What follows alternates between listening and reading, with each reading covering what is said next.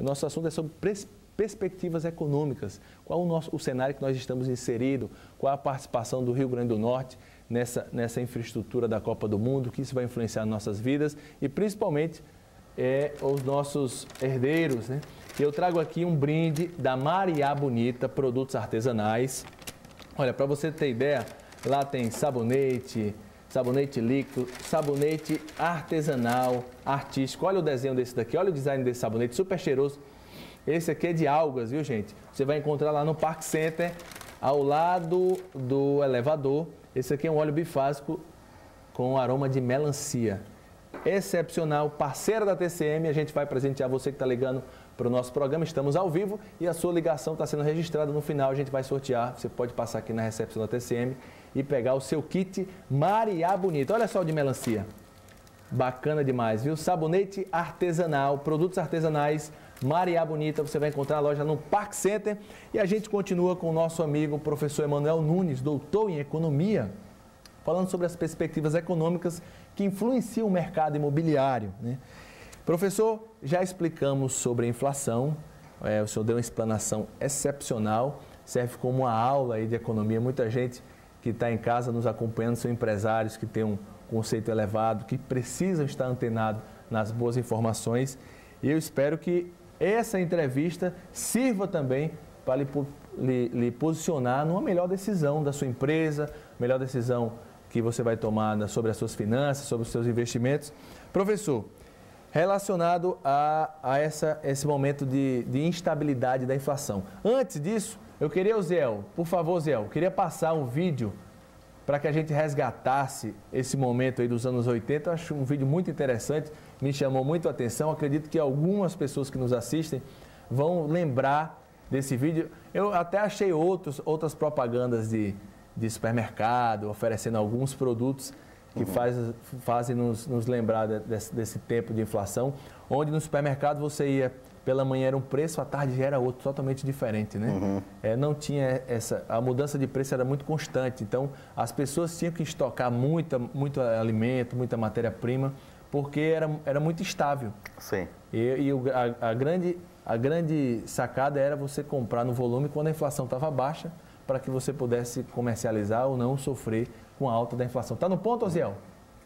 Pode passar aí, por favor, o vídeo, para a gente lembrar esses anos 80, anos 90, a nação contra a inflação. Eu não sou pai de família, eu não sou dona de casa, eu não sou trabalhador, eu não sou empresária, eu não sou líder sindical, eu não sou candidata a nada, mas eu sou o futuro do Brasil. Eu estou sabendo, com a inflação, o futuro do Brasil não vai ser nada bom. Mas você, que é tudo isso, tem que fazer alguma coisa. Agora! A nação contra a inflação. Eu acredito que foi feita alguma coisa, o Plano Real veio dar uma estabilidade econômica e hoje estamos em 2011. Como é o nosso cenário? Qual é a situação que nós estamos vivenciando hoje? Bom, atualmente o Brasil ele vem nos últimos 8 anos, numa onda extremamente favorável no cenário internacional. O governo Lula, isso eu sempre coloquei e sempre escutei também, né, foi o governo que mais teve sorte com relação ao cenário externo, à conjuntura internacional. Esse cenário ele começa a mudar a partir de 2008, tá? Com a crise americana, a crise imobiliária, né, que a gente já falou sobre ela aqui em outras vezes. Oportunidade. E depois, agora com a crise na Europa, que atualmente é destaque a questão da Grécia, né? E o mundo inteiro está olhando para a Europa em função do próprio papel que a zona do euro tem no cenário mundial, e começa com algumas intempéries, né? Inclusive essa questão da Grécia, e que se piorar vai se estender para outros países da Europa e aí para o resto do mundo, inclusive para o Brasil, e a atenção está muito nesse momento na Europa. O Brasil, ele saindo desse ciclo de crescimento, de cenário favorável internacional, ele entra em 2011 numa situação de cautela, né?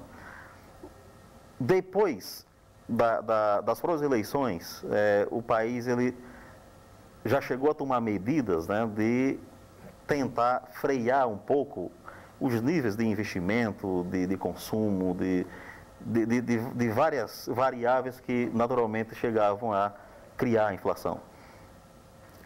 A inflação é o principal instrumento, né, da política monetária no país que o governo, desde 94, tem se preocupado em manter baixa. E nos últimos anos, principalmente do ano passado para cá, o Brasil ele vem registrando inflação acima das metas do governo, e que isso vem acendendo a luz amarela do mercado, de que não se pode deixar ela ficar sem controle. Desde o ano passado que o aumento do preço dos alimentos elevaram a inflação. Veio depois uma onda no aumento dos combustíveis. E agora, novamente, a inflação está chegando aos 6 e pouco por cento, que antes chegava a 4 e pouco, agora estourando todas as metas que o governo chegou a prever.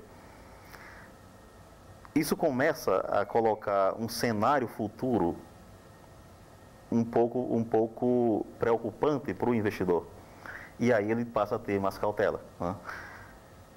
Quando o cenário de inflação, que é o principal alvo do governo de controle macroeconômico, passa a fugir minimamente do controle, automaticamente o mercado entra em alerta. Então, hoje a nossa realidade está tudo sob controle, se aproximando a meta do governo, por isso que há um alerta, que a inflação está ali já chegando metade do ano, já está se aproximando do que o governo tinha planejado. E o governo, para dar um equilíbrio, ele freia o crédito e sobe os juros para que tenha aquela matemática, como o senhor já no primeiro bloco já exemplificou com muita felicidade, tirar um pouco a moeda e aumentar um pouco a produção para que se tenha um equilíbrio. Mas o Brasil está produzindo muito. Sim, e esse é um dos motivos também da inflação, né? Esse aumento, existem receituários que cada governo chega a fazer de acordo com o momento que vive. No período de Fernando Henrique Cardoso, era muito comum essa questão da restrição ao crédito para reduzir o consumo, né? Aumento da taxa de juros,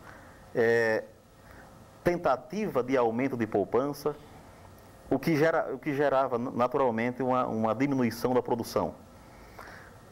No governo Lula, agora com a crise de 2008, pela primeira vez o país teve uma lógica inversa, onde o Estado brasileiro passou a reduzir a taxa de juros, ampliar o crédito, né, para ampliar o consumo, reduzir impostos que antes era aumentado, como o IPI, o ICMS e outros. Foi ousado, né? Muito ousado.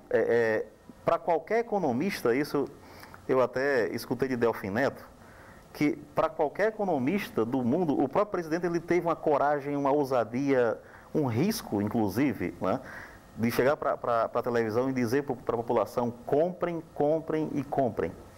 Ciro Bottini. Isso para qualquer economista era uma situação de pânico. Mas o Estado apostou numa lógica inversa do que se fazia antes: ampliar e reduzir o imposto para setores que são responsáveis por uma dinâmica econômica muito sólida, principalmente o imobiliário. E agora, quando o governo ele vê a importância da movimentação da economia na construção civil, onde os projetos governamentais, como Minha Casa Minha Vida, como a ampliação, a semana passada estava aqui o gerente da Caixa, e houve ampliação de mais de vários bilhões injetados na segunda fase do Minha Casa Minha Vida, onde ele também freia, mas ele acredita no mercado com a solidez, ele acredita na força do mercado imobiliário, no que gera de emprego, no que gera de renda, no que faz movimentar toda a cadeia construtiva. E aí, por um lado, ele puxa, e onde ele tem maior segurança, ele investe, ele amplia. Exatamente. Né? Ele faz a balança, né? Sim. Ele não é também totalmente fechado, ele é analítico. Né? Exatamente. O setor imobiliário, ele é, no mundo, um dos setores mais importantes que fazem com que todo investidor ele perceba se a economia ela é madura e sólida ou não. Não é à toa que os anos 80, com o crescimento do Japão e da Alemanha, o que fez com que os japoneses despontassem no mundo foi muito uma garantia que os japoneses chegaram a ter de reservar grande parte de seus recursos em imóveis nos Estados Unidos. Foi uma forma que os japoneses tiveram de se impor, de mostrar a imponência. Isso. Né?